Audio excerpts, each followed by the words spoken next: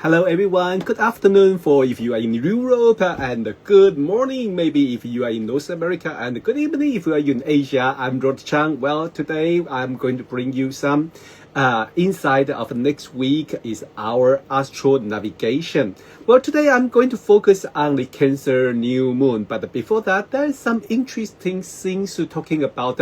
First, if you are a football fan, or if you are like me, football fan for every 4 years that I only watch the World Cup, then you probably know yesterday the big important game for England against Norway quarterfinal, and England win. And that was very interesting. All the focus is not only on football game, and also on the two main footballer in the both team. One is Jude Bellingham, the huge, great, talented footballer in England, and his great friend, his best friend, the Honda in the Norway team. They both great footballer, but also their friendship is so cute. So, apparently, if I remember, they are both Sun in Cancer. So this morning, me and my dear friend Wendy have a few exchange about their chart, and I invite Wendy to join me on Tuesday, next Tuesday, 14th of July, 3 p.m. We are going to talk about the Bellingham's chart, and Mandi even thinking if we have time, she's going to take a look about their synastry. They're going to be fun. But also, I want to share with you on the 18th of July, our dear Luiza Azancot going to bring us a webinar about Saturn and its far neighbor. So Saturn relationship with Uranus, Neptune, and Pluto in the mundane astrology sense. If you are interested into mundane astrology, please join us. There's still a vacancy seats. You can go to aoauk.co to book your place. It's Luiza Azancot going to talk about Saturn Uranus cycle, Saturn Neptune cycle, and Saturn Pluto cycle in the mundane astrology, and that going to be fascinating. I really enjoy Luiza's insight.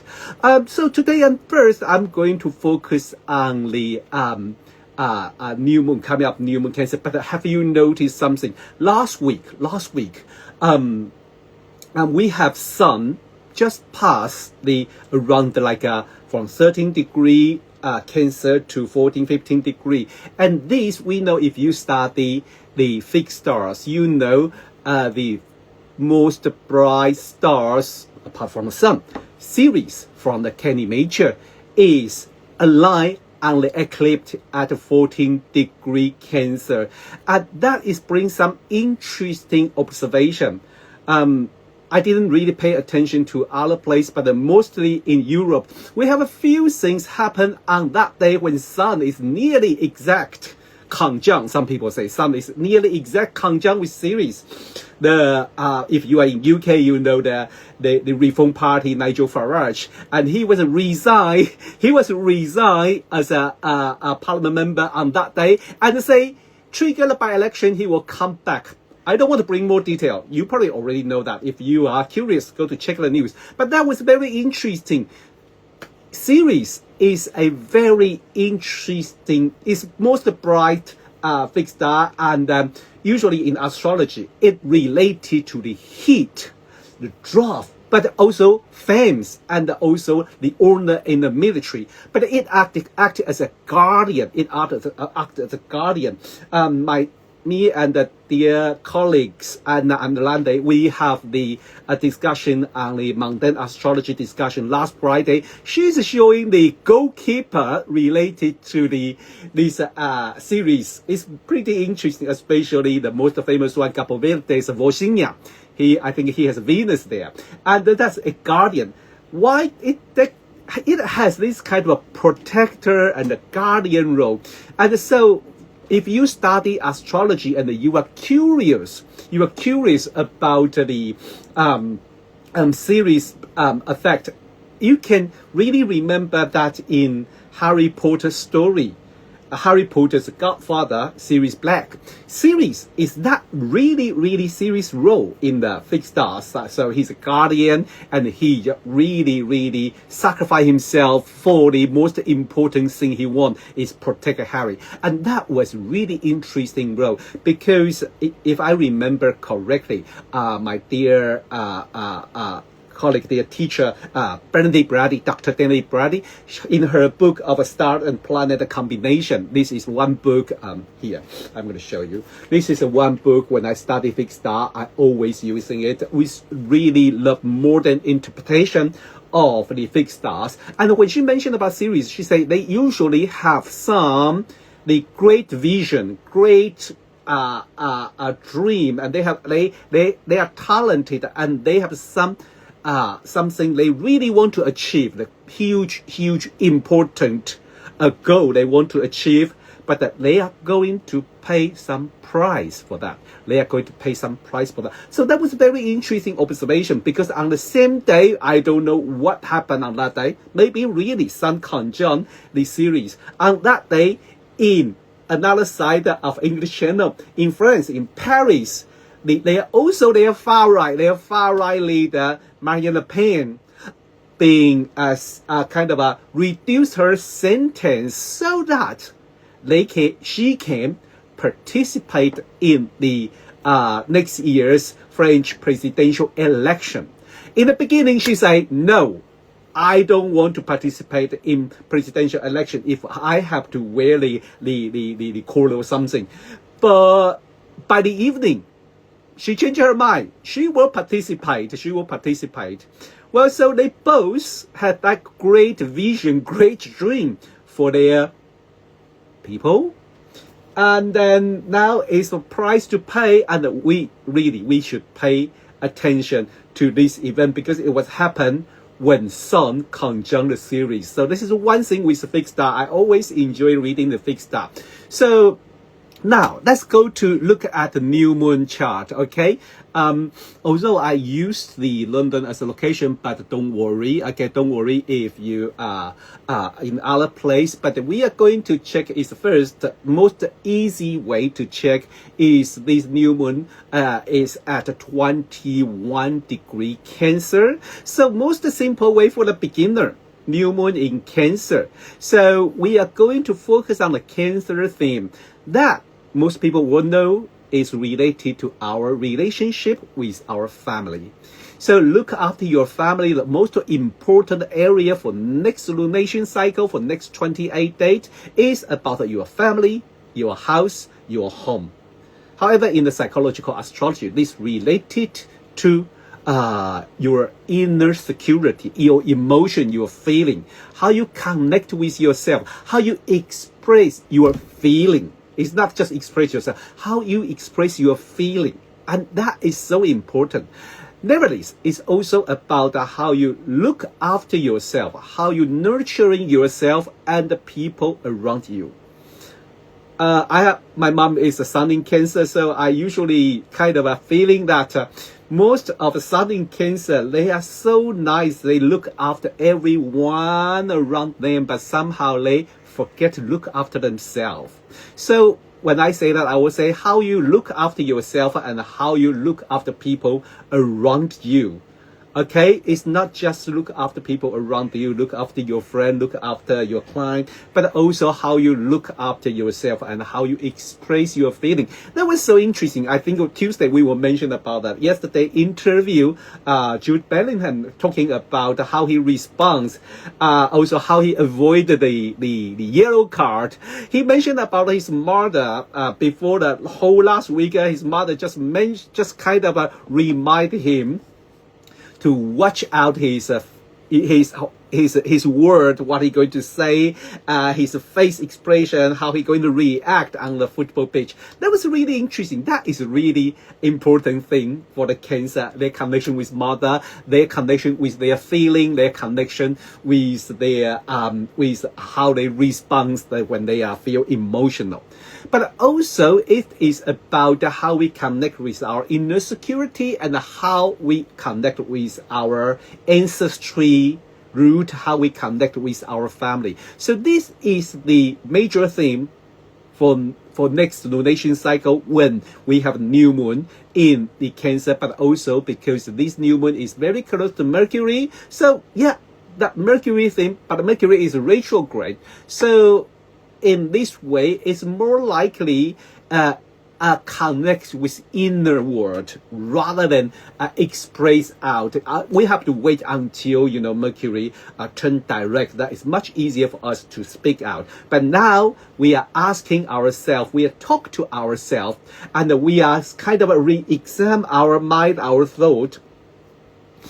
We're going to talk to ourselves because that is a necessary part, because somehow when you feel when you try to express yourself which has been blocked, then we come inward to ask ourselves. Another thing I want to make sure is about that the Venus is stay in a very interesting place. If you watch another video I make with Wendy Stacy and Alejo Lopez for the Astrological Association, I mentioned for next couple weeks or months is a really great time to watch Venus after sunset. If you are in North Hemisphere, for example, London, Germany, the higher latitude, Canada and North America, you will see Venus set very late. So sometimes like sunset happen at 9 o'clock, you will see Venus still hanging in the sky around 10 or 10:30. So take a chance, go to check the beautiful Venus. At this moment, Venus is moved toward its greatest elongation waist. And I think the exact will happen around the next month. But at this moment, it's a huge distance between Venus and the Sun, so it's great time to look. And this is why I say astronomy and astrology. We have to go to observe the sky, enjoy the sky, even look at the lunar phase, how the moon change. Just look, if only one stars or one planet you can see in the night sky, what does that mean? And why it appear there? And you dialogue with yourself. When you speak to the star, they speak back to you, okay? So this is the Venus, especially Venus, if in this state, this Venus take a very important role, okay? So first, we have to look at Venus at this moment in this chart, in this new moon chart. Venus is square. Venus is square with Uranus. So when Venus square with Uranus, we know sometimes it brings some shocking and change. This is a hard feeling because they form a square. A square is usually a feeling that hits you really hard that you are going to remember for a while. So when Venus square with Uranus, maybe some shocking news will come up related to Venus theme. That could be financial, that could be investment market, that could be your relationship, that could be your friendship, and that could be your appearance or luxury or maybe those things related to art and jewelry. The Venus theme related to the Uranus sudden change or cut off, or things being like suddenly has another way out. And that is very interesting because it's not only this square. Also, if you look carefully, you will notice the Venus is formed a yacht with Neptune and Pluto in the Aquarius, with Neptune at 4° Aries and Pluto at 4° Aquarius. This yacht also called Finger of God. Last week I posted something. I said, well, I hope I'm not going to see the hand of God in the football page. This could happen, I don't know, but it's kind of, I just take it literally. But it's quite interesting. What does this mean? Well, cut is very simple. This suggests that we are going to pay attention again toward to Venus theme. I say about our relationship, about our friendship, about our value, about money, about news from investment market, from the art industrial, from the fashion industrial, all this kind of area, and we are going to learn to adopt it. We're going to adopt it. So that's very interesting. We're going to adjust our behavior, adjust our mind. And the Venus in Virgo that says, be prodigal, be humble. Be prodigal, be humble. So we can work things out, okay? Although this yacht wouldn't be easy because usually quincunx, this 150-degree aspect, usually brings some anxiety. But if I remember correctly, a psychologist talking about roommate talking about the anxiety is a resource of creativity. So maybe when we are there bumping into the wall, worry about things or keep searching something, and then suddenly the creativity will jump out. This fit into another set of another set of the astrology combination. I'm going to talk about it. So it could be a very creative week. Okay. So what I'm going to talk about is the first the Mars in this chart. So we take a look at Mars in this chart. You already see I put a fixed star there, Aldebaran. Aldebaran is in this new moon. Mars is aligned with Aldebaran. Well, where is Aldebaran? Let me check the chart. Let me check the map. Okay. Shows difference, and I think it's here. Okay, now you will see the sky map, right? So you will see the Taurus constellation, and you will see the Aldebaran is right on the eye of Taurus, right on the eye of Taurus. So it's a bull eye, focus power. Since ancient time, Aldebaran, this fixed star, okay, I know many of you will say it's called royal stars. Yeah, and it's not, some people say the Persian royal star. I think this name, according to research of few of my colleagues, including Christian Conning, we believe this term of the so-called royal Persian royal star maybe only come from 17th century in France, okay? I'm not sure, but they are important. Yes, these four stars include Aldebaran. It's very important in ancient time. It's a maker for the springtime, because and we can see is the Taurus eye. It appear in the morning of the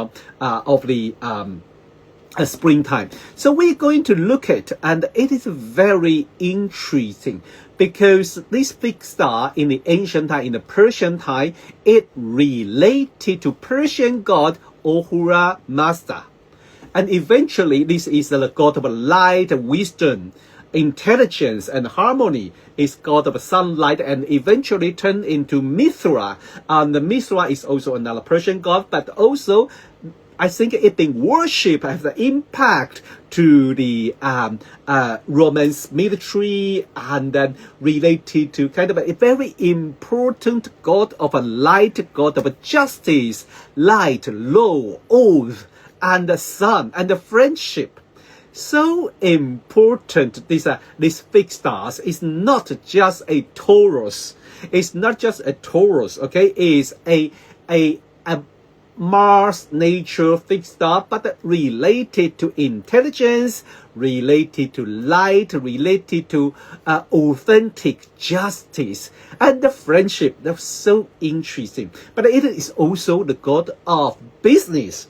So, according to Benedict Bradley, all the fixed stars, especially this huge important one, are indicate success. So, when Mars align with Aldebaran, it gives us a suggestion that we may achieve our success with our Martian action, with act.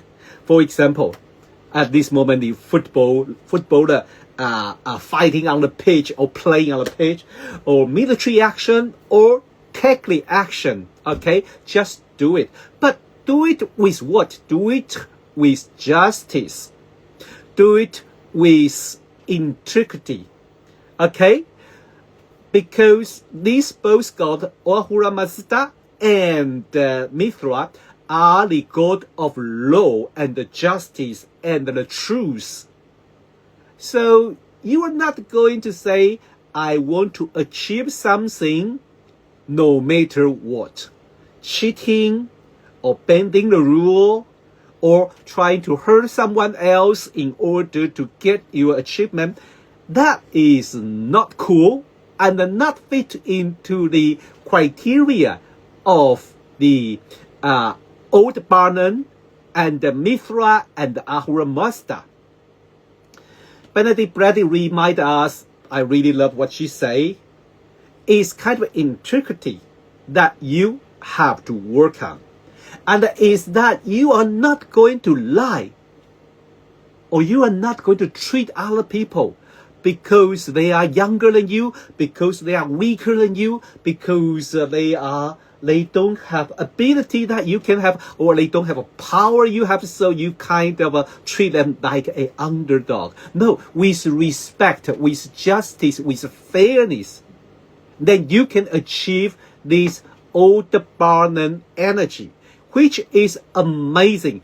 It says it brings the abundance, it brings the fortune, it brings the honor, it brings the success. So let me say it again. Dr. Bradley say, every this kind of fixed star indicated success through the challenge. The challenge of Aldebaran, like I already say, be honest. Okay? Try to respect other people and keep integrity and honest. That's most important. I'm not going to repeat this again, all right? This is the fixed star. You can notice in this map, you will see Saturn on the right corner and align with Aldebaran. Saturn is on the lower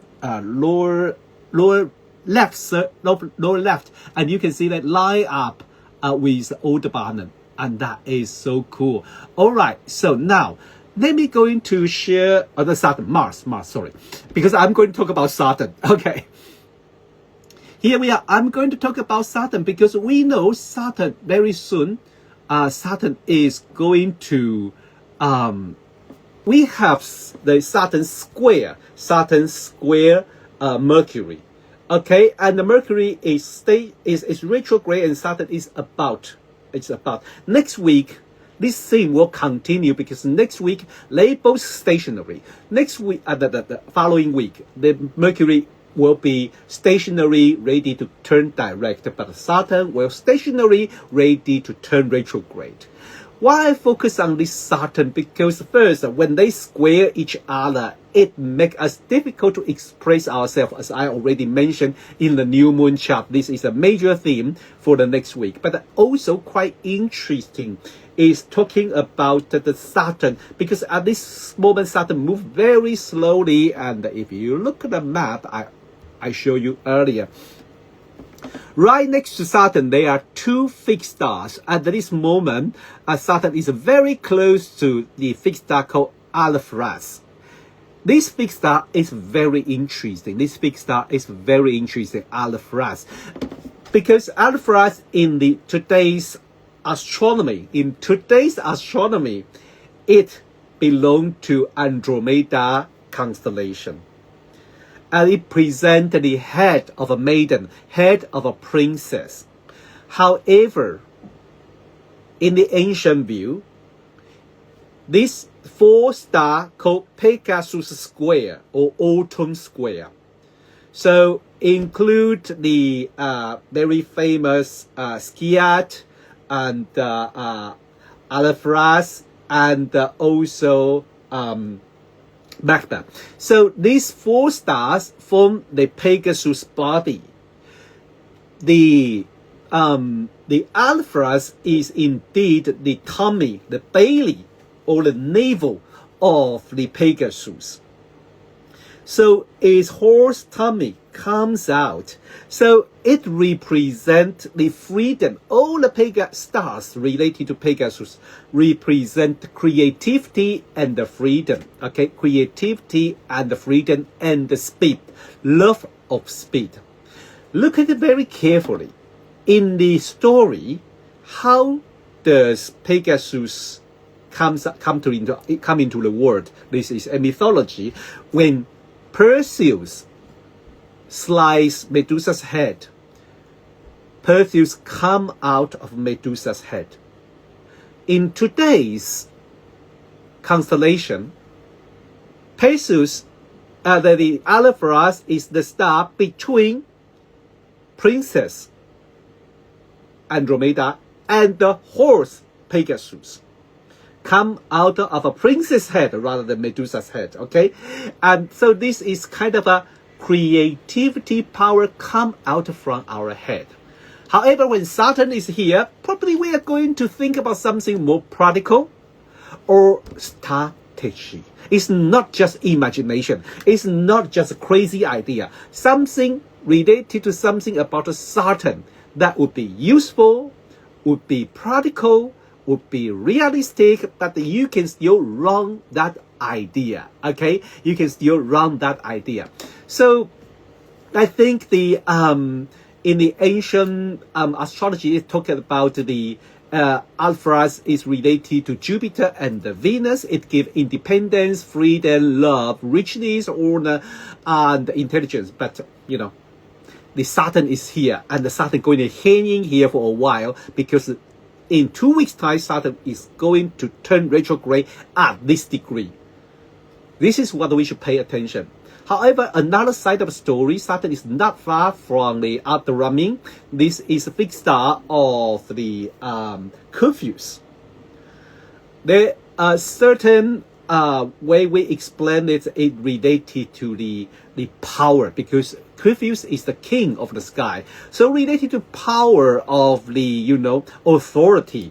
But also the, I think it is also the kind of with the cruelty and the severe power. So some people who holding the power and be cruel to other people. I hope this not going to happen, because somehow some people think about the curfews related to Egyptian pharaoh and their super power to dominate everyone. So this is very interesting, and how we going to interpret this the power of the king in the sky. Okay, so somehow it kind of really give a little bit of negative judgment or kind of cruelty. However, very interesting. One of my favorite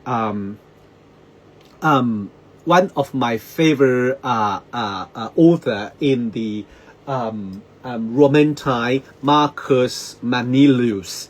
I encourage, hey, Colum, yeah, your IC conjunct with Aldebaran. So I would like to hear your insight, your observation of Aldebaran, because there's both sides. Because another side is the Marcus Manilius say it brings the theatrical quality, because it's a ceremony. The king is a ceremony role in the sky. So it brings the theatrical, it brings the clothes. It brings the great clothes. I don't know how you wear your clothes, and it brings the kind of a ceremony role and important things in the ceremony. Something related to clothes that could happen too. So fashion industrial, or maybe something. For example, the Christopher Nolan's Odyssey is happening right now. Could that be something related to Saturn near the Aldebaran?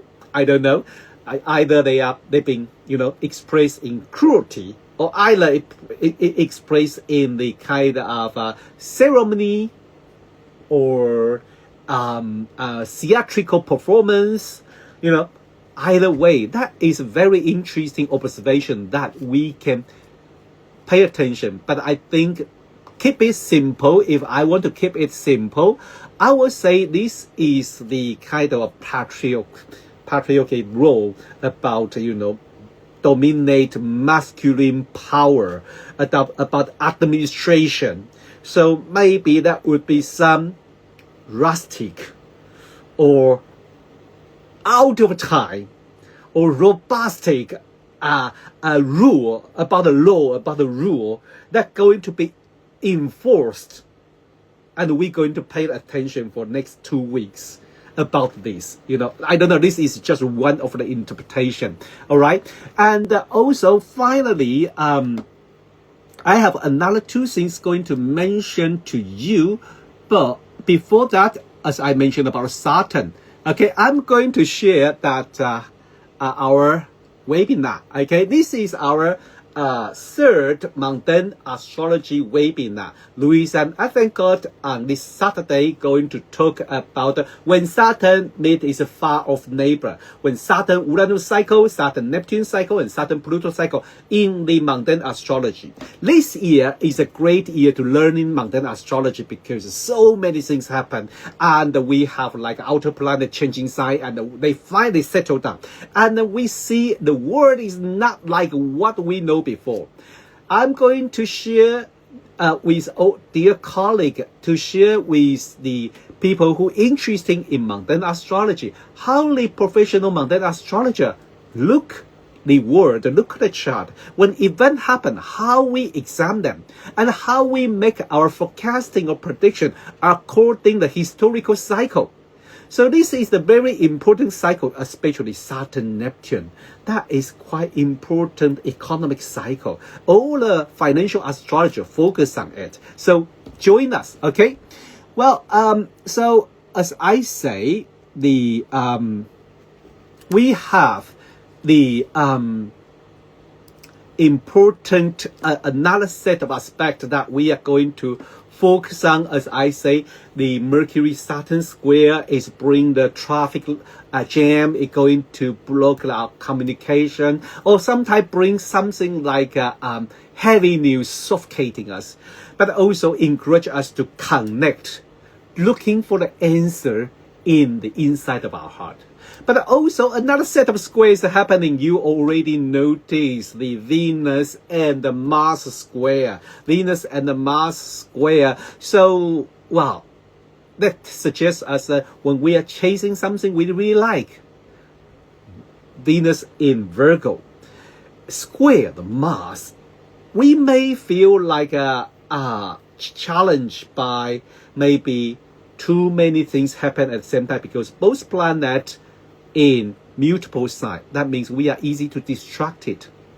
Okay, so when we are focused on too many things at the same time, we lose our focus, we lose our power.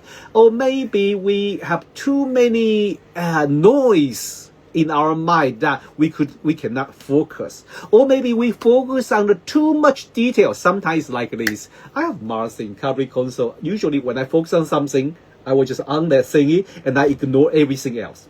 But I notice some people are different. Some people, when they are focused on something, they are also, they connect with all the other things at the same time. And I usually find that it's challenging for me. That for me is a big challenge, because I really need to concentrate on something. And when that time there's some noise, I hate it. I really couldn't. So maybe that kind of a square in also suggests that kind of a too many detail you are focused on, then you lost the main focus of what you want to chasing. So this Mars Venus square is maybe bring some frustration or challenge when we are going to chasing the things we want. Okay, so well, this is the our astro navigation of this week, and it is very interesting, because this week there's so many alignment with the fixed stars, and I want to share from last week. We have the Sun with the Sirius, and then we have the as I mentioned in the new moon, we have the Mars with Aldebaran, and then also very soon at this moment. I think Saturn is hanging around with Alphas and Aldebaran. Yes, I agree that Columbus, it's both sides. And look at the mythology. Look at the mythology. It comes from Medusa's head.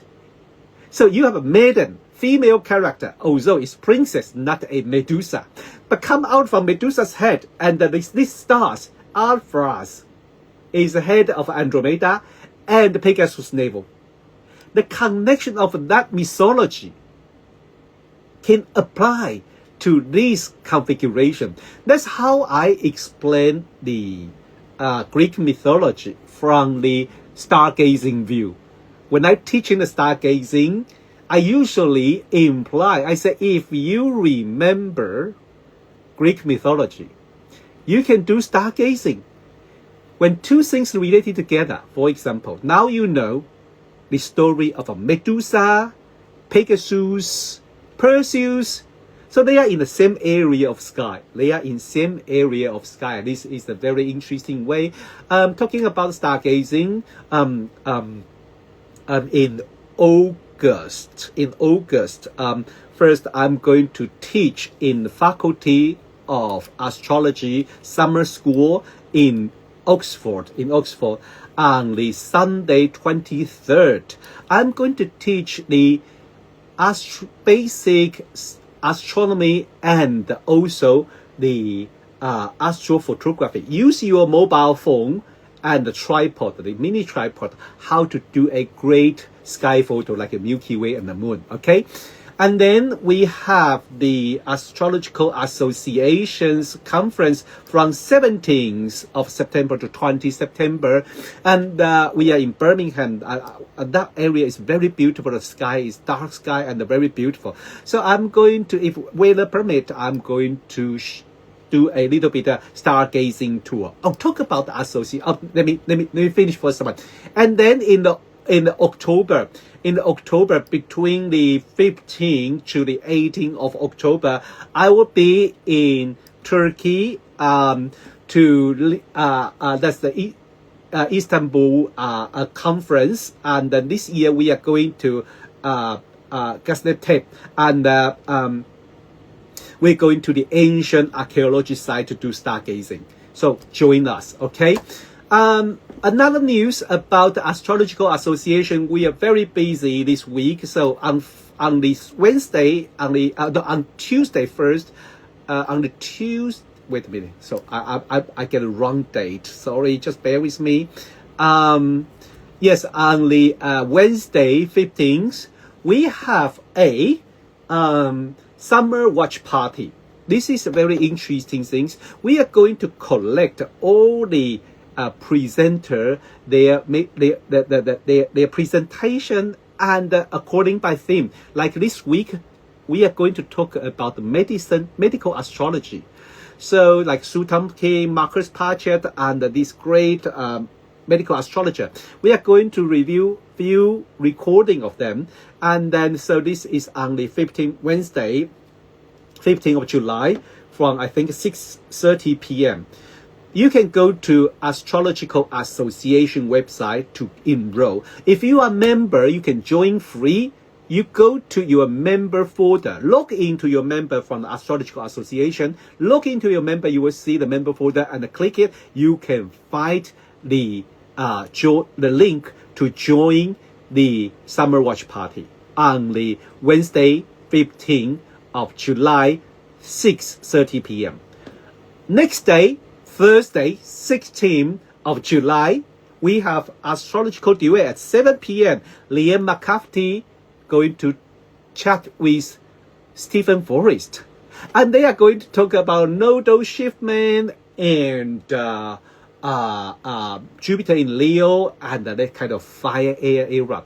Going to be very interesting. Same way, if you are a member of Astrological Association, you can join free, go to membership and click. You can find the Astro Duet and click the link to join or watch after. If you are not member, each session is £5. Each session is £5. You can pay a ticket. Okay, you can pay the ticket. But why not join a member? You have 12 astrological duet, £5. join the member is just like a 30 pound, 40 pound something. Why not join the member? Okay. Don't forget tomorrow, Tuesday. Don't forget tomorrow, Tuesday. I'm going to chat with dear Mandi Lockley. We are going to talk about Jude Bellingham's chart. And maybe we'll mention a little bit with his friendship with Helen. And Mandi say, if we have time, we're going to do some synastry. Okay. Thanks everyone. Let me know what you think about this podcast. And if you like, please share with your friend. Next week, as I'm traveling, I will do my best. I'll check if my schedule allowed. If not, I will record and then release around midday. Okay. I will do a record version and release around midday. And if I have time, I will come back at the 5 p.m. UK time. But I think, I probably will just do the recording next week, but I'll come back a week after. All right. So thanks everyone, and have a great week and a happy Cancer New Moon. Bye bye.